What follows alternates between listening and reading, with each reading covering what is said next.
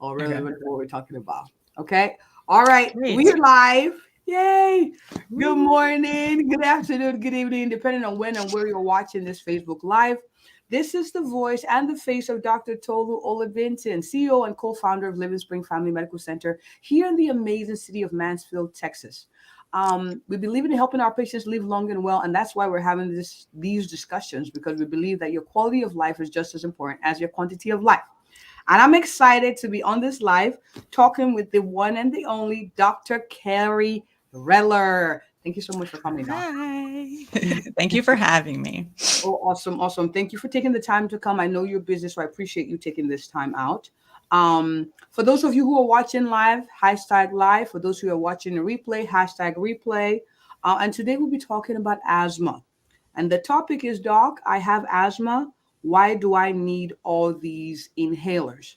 Now, before we go ahead, I want to introduce our guest a little bit more. Okay, I want to talk a little bit about her. She's a board certified physician in family medicine and obesity medicine, and she practices in Clearwater, Florida.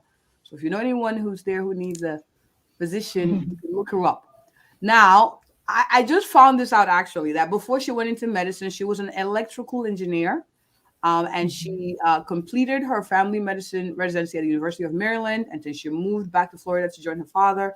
And she actually learned the clinical practices of allergy, asthma, and immunology. You're impressive, dog. Almost like you're gluten for punishment. Yeah, I like a lot of learning in school. I keep going at it. Wow. And you know what's really unique about her as well? She loves helping patients manage and prevent chronic disease by sustainable lifestyle improvements. So she's our gal. And so we Mhm. appreciate you for coming. Thank you, thank you, thank you.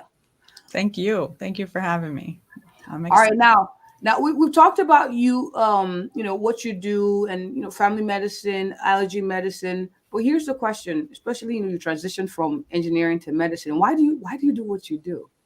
Why do I do what I do? Yes. I like to help people. I like to help people in the community. I previously my role as an engineer, I didn't really get the chance to directly help anyone, and I think that kind of made me steer away from it. Mm, And I just like seeing the feedback from my patients, whether, it's better asthma control, better mm. allergy control in this case. And then for my weight management program for the obesity medicine side, it's really rewarding to see people say, hey, my knees feel better. I'm breathing better. I'm moving better. And, that just makes me feel good inside. And I mean, that's my goal, to help them, live better and healthier, happier lives. Awesome, Mm-hmm. awesome. And I bet you were helping people even as an engineer. You just didn't Oh, see it. So proof, but this I get it. I get it. I share those sentiments as well. mm-hmm. Now we're talking asthma today. Hi, Mitra. Thank you for joining. Um, what is asthma? For someone who's watching, like, yeah, I've heard, I have. Look, what is asthma? What would you say, Doc?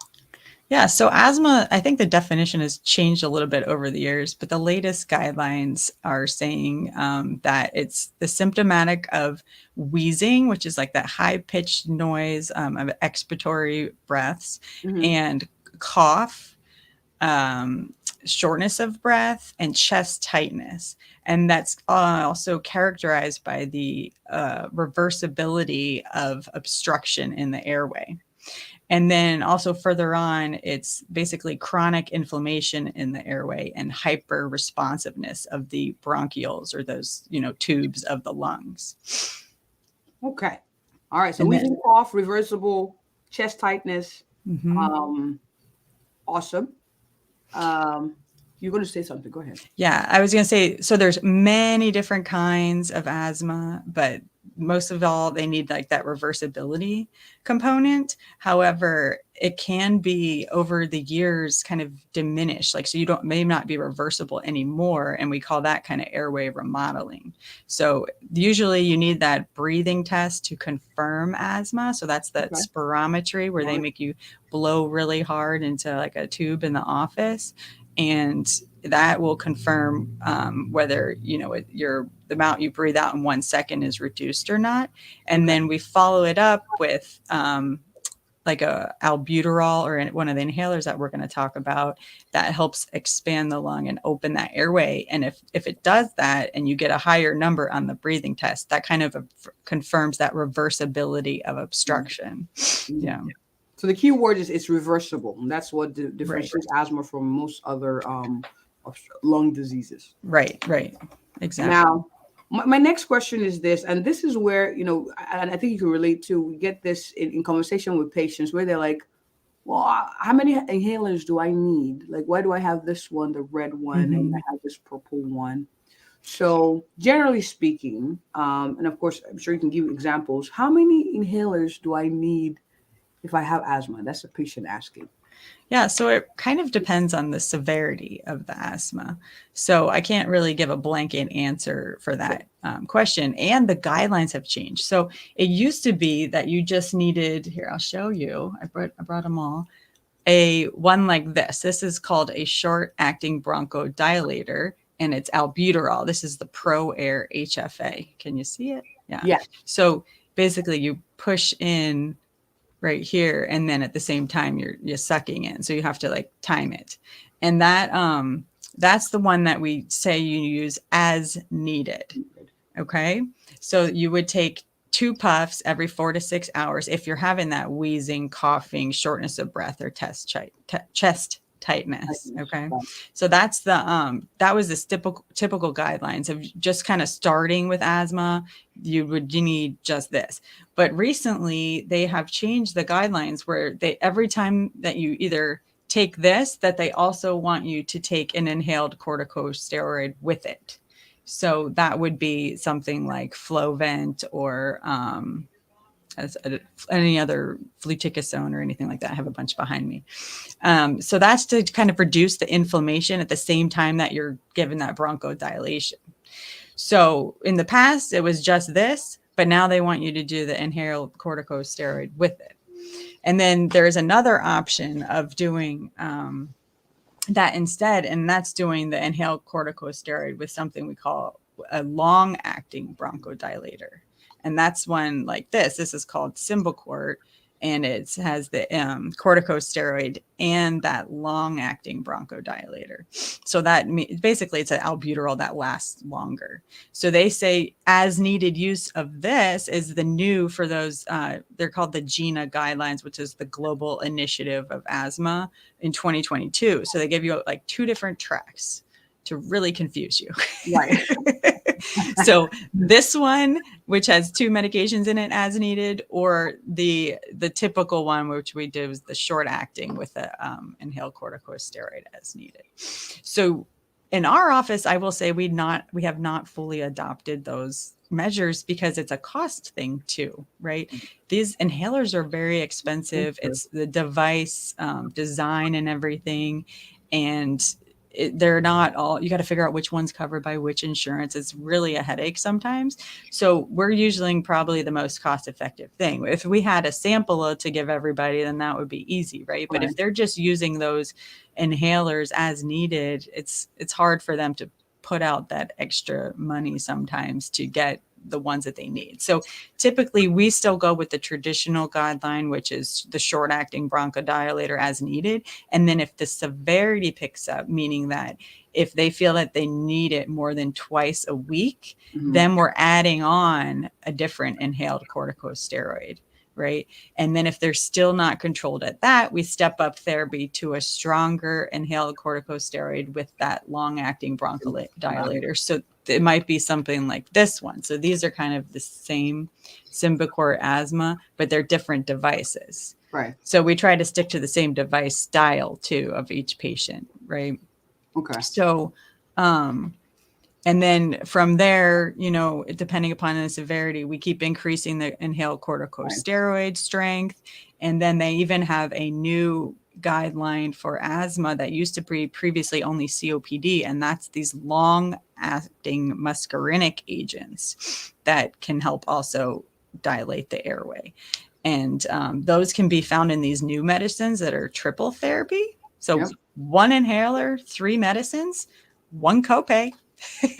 And that's this one. And there's another one, but it's not FDA approved for asthma. This one's FDA approved for asthma, and this is called Trelegy. So it has the inhaled corticosteroid, it has the long-acting bronchodilator, and it has that long-acting muscarinic agent in it as well. Mm-hmm.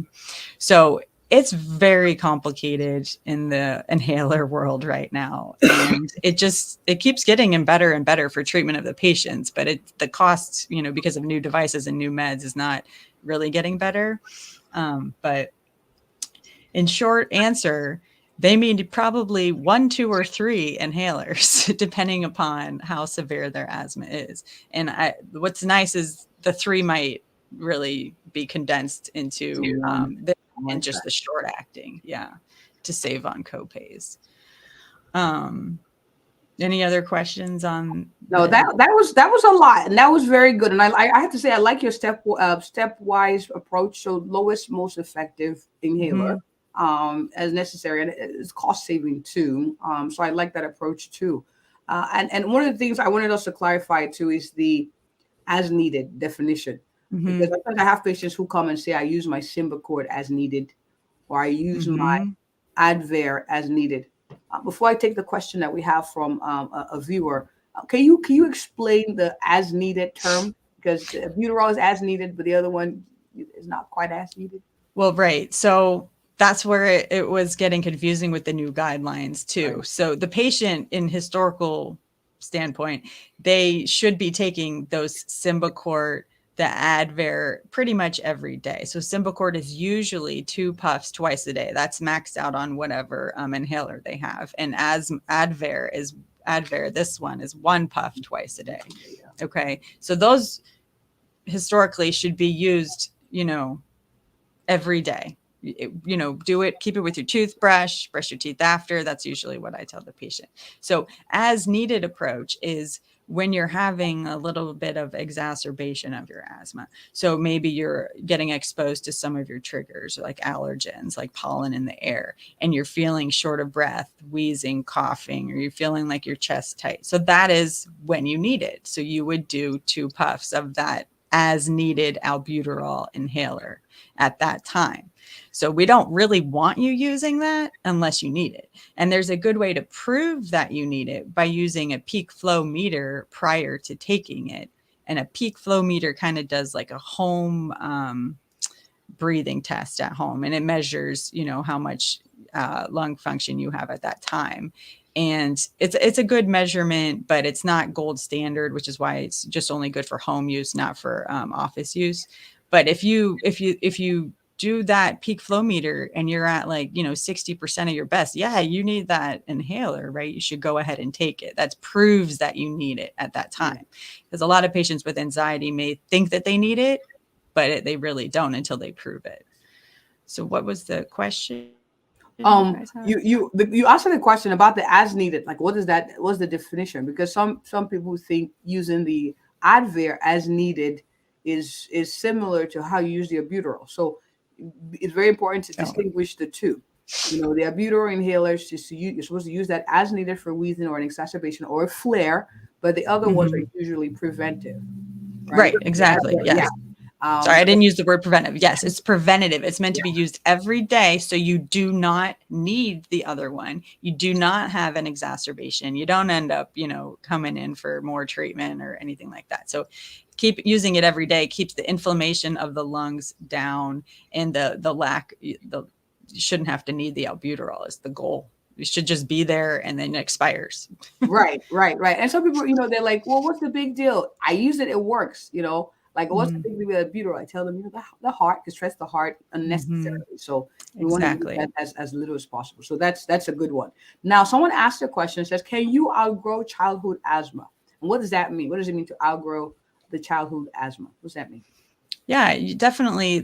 There's something we call like an atopic march. So when they're young, they may get like eczema, like, the itchy rash, and they may have some like what we call bronchiolitis or RSV, and that can eventually lead to we call reactive airway disease. And later on, when they're 5 and they can actually prove it on a breathing test, then it can lead to asthma. But they still have the potential of outgrowing it and not having any problems, the rest of their life, or they'll outgrow it for 20 something years. And then, maybe 20 more years down the road, they might actually have some problems. So it's true you can outgrow it, but it's also true it could be dormant for a while and come back. I guess it's always in your genetic tendency to have it.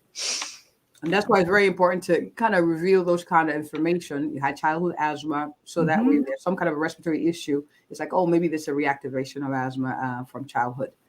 So it's important to divulge your past medical history. It is, yeah. Because sometimes we'll see that, like, okay, you had asthma, you didn't have any problem all this time, and then all of a sudden they have a problem. We do a breathing test, and it's way down. They may have something like airway remodeling, like I was describing, that, causes the breathing test to be lower, but they don't even know it. Like it's been kind of steadily happening over time without them knowing. Right. All right. So I have someone who's asking, saying, Doc, thank you for the tips on the inhalers, the different types, why they're used, and the different options. But is there a way to help reduce how many I have to use? Because I don't like medicine. Yeah. So the goal there would be to get rid of the triggers, right, of why you may have an asthma exacerbation. The most common trigger and the most common type of asthma is allergic asthma. So to treat the allergy component reduces the inflammation there. So we would do that by working you up, seeing if you have allergic asthma. So doing a skin test with the little pricks on your back and maybe in the arms for intradermals to not miss anything. And then evaluate whether this is contributing to your symptoms and putting you perhaps on a allergy immunotherapy program. So that they also have sublingual. We don't use that much in our office, but that is subcutaneous injections that you start, kind of coming in like twice a week for a while, and then goes to once a week, and then you can separate it all down to about once a month. And using that treatment can make you not need inhalers. Like if you have allergic asthma, it's the best way to not need inhalers as well. And then there are other things like same thing. This is for pollen allergy, cat allergy, dust mite allergy. Those kind of things can be treated with allergy immunotherapy. And then there are stronger medications, biologics, that can help get off inhalers. And then just overall, avoiding other triggers. So some people have cold weather triggers. You can move out of, move to Florida, right? That's where I am. Or they exercise can be a trigger. You can't really usually avoid using that short acting bronchodilator if you need it before exercise.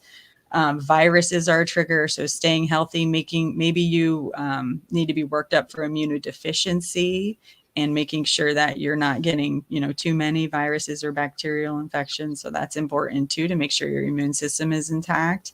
But if that can sometimes end up reducing inhalers in the long run.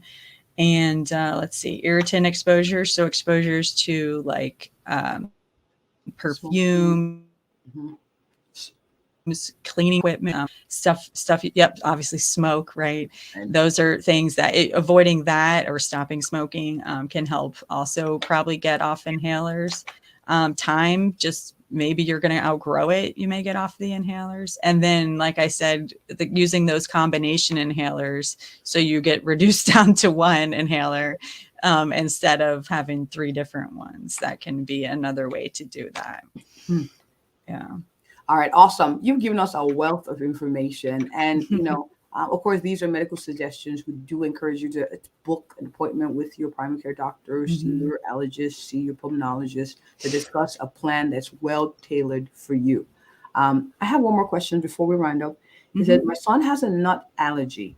Why are EpiPens so expensive? I hear this a lot. What would you say? Yeah, there was like, I think maybe 3 or so years ago, I think the company Mylar was kind of cornering the market. And that is the one that makes the actual EpiPen. There is generic epinephrine in an EpiPen form that you can ask your provider to try to prescribe. And then there's also something called AviQ that is the one that talks to you. Um, and that one can be helpful for if anyone isn't, isn't confident in using the thing. It just talks to you and tells you how to do it. And that one just has to go to a specialty pharmacy, and usually it's pretty well covered even with refills. So there are ways around, getting the brand EpiPen. You just might need to ask. And it's an allergies and asthma is expensive treatment because the inhalers are constantly coming out new, and these things, the patents don't really run out. There are some generic inhalers now, and then there is generic epinephrine, in an EpiPen form. So that is good. The device, I can't speak to if it's as good or anything, but I mean, you could do that. And then if you have like a family member who is very good with needles and syringe, there's always that method too, but that's not really convenient when you're trying to stop a nut allergy problem. So I don't recommend that one. Right. Yeah. So there are generic forms of the EpiPen that you can ask. There are, yeah. So that's awesome. That's awesome. And now, the price did come down after that debacle. Yeah, I saw it in the news. I think they were kind of criticizing them for, something so life-changing and obviously can be life-threatening if not available. So I'm glad to hear that they brought the price down some. All right, Doc, thank you so much for this. This has been very, very, very informative. Now I have people who are watching who are saying, I like Dr. Kerry Reller. Sorry. Everybody does it every time. It's okay. I don't worry about it. Kerry Reller. Now, so someone's asking, where can I connect with this doctor? I'd like to come speak on my platform. I know people in Florida that could use her care. Doc, where can people find you?